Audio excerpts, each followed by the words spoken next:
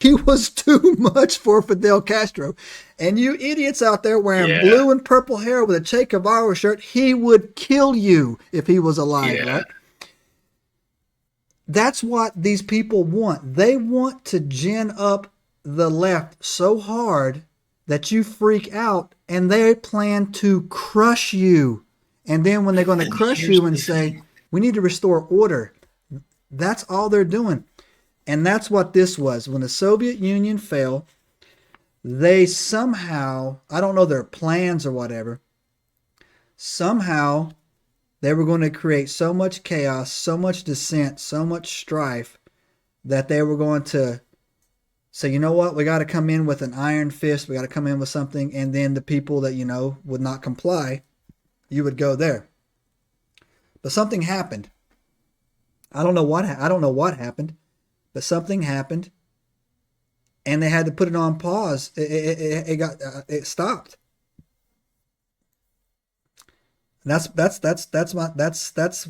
That's what I think this airport was for. It is a creepy place. I'll never go there, but that's what it. I That's what I think think it is. It's weird. I think that they had a contingency plan in place. I mean, look, these are dudes who they think about the world in very stark terms, right? Um, they want to bring order out of chaos, but the problem is that uh, any too much tipping in the wrong in the one direction or the other is unhealthy, Yeah. right? There needs to be a certain amount of churn and chaos in order for there to be creativity, right? Yeah, and yeah, exactly, man. And the problem. You know why live and let live or live and let die. You know why that never works. Live and let live is because there's always this group of people that are just not content of living their own life. They need to dominate your life. And that's like And the whole thing, right? And they're really big on, man, I'm still, I'm trying to postulate in my mind, like they're so big on these bloodlines, like what because is it's control. yeah, Here's what like it comes down to. bloodlines? And and let me bear with me for a minute, Yeah. right? You mentioned atheists, and I'm going to tie this all together in an interesting way, Right. right? Atheists, skull and bones, fraternal organizations, right? My grandfather was a Shriner, got to a certain place, and then stopped Yep. for years and years and years, no matter how hard he pushed, because he's not a wealthy dude, Says right? doesn't kill. He was He's not doesn't pray to Baphomet probably. or whatever, Right. right? But made it a certain place, and that was it. And then he was just like, "Well, this is not going to help me if I'm not moving up." Anyway, with these sorts of people, there is a certain quality amongst them. It's a certainty, right? Atheists are certain. Yeah. There's a certainty there that God does not exist. But the problem with that is, uh, you can't say that because you just don't fucking know, Right. right? So there's that certainty uh, and the ego that goes with that, right? So when you have people like in that category with that certainty of ego, they are certain that they are correct, Yeah. and they move forward with their plans, and they attract each other like magnets Yeah. Nerds. because of that certainty, Yeah. right?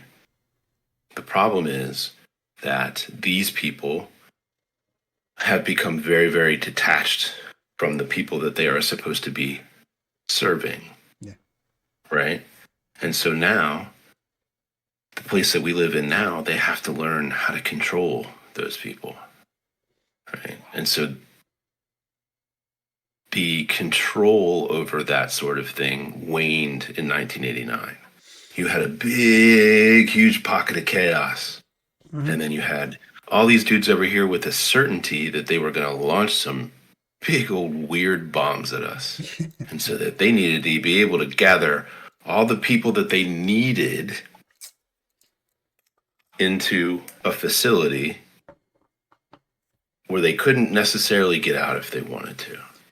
Yeah. Right. But I'm talking about like even okay, so I'm looking at this facility as uh, a large holding facility, right? So let's walk down that road. Yes, you're going to have to keep people in because they're probably not going to want to be there, but you're also going to have to keep people out.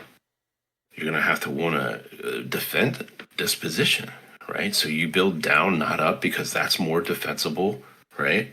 If it's got an escape route to Cheyenne Mountain, which is an extremely defensible position, Yeah. right? You can collapse that tunnel at any moment once you have your people into a certain spot. I mean, it looks like a really good plan to me if something bad was going to happen, right? It can house enough people for a little while, right? It's in a mountain. They've clearly never watched Resident Evil. Clearly. But I mean, if you're going to ride it out, an underground bunker in the side of a mountain is probably a decent place to ride a bunch of stuff out. Yeah, these people are losers, man. I don't give a, I don't give them, I don't Problem give is, them no credit, man, whatsoever. I think that who in the hell would pray to a demon, right? Like, who would do that, right? So yeah. So, anyways, how we were talking about, you should always listen to the Native American beliefs yes, or the Native tribes' beliefs. But one of the oldest beliefs that we have, going all the way back as far as we can trace, is to not fuck with demons. yeah, don't mess with the demons, man. Right? Leave the I spirits feel like alone. that's one of the older ones, right? Don't leave the tree line on Shasta Mountain, Mount Shasta, and you're good. Yeah. So look, so check it out, man. I actually have a real world story. Somebody told me about this, man. Somebody told me about this Denver airport. We were in Maryland. We were out of the Navy. You were not with me. I was in Fells Point, right? I was down there, Fells Point down there. This cat told me this story. This dude that we were hanging out with. He was actually a friend of one of our buddies. This guy was active duty at the time. He was stationed over on Fort Meade. He told me, right? And he had me going too, man. He told me that he knows a guy, right? Who told me a story, and this was before I knew how weird. Maybe I would have believed him if he told me today. I didn't know anything weird about this airport, right? He had told me this. Right. He told me this story about. He told it to me and this other guy that you know as well. We're sitting there, we're having a drink. He said he had a buddy that snowboards, flew out to Colorado, right? Him and like 15 boys were out there together. Subscribe now and turn on the notifications to join us on this extraordinary journey into the unknown.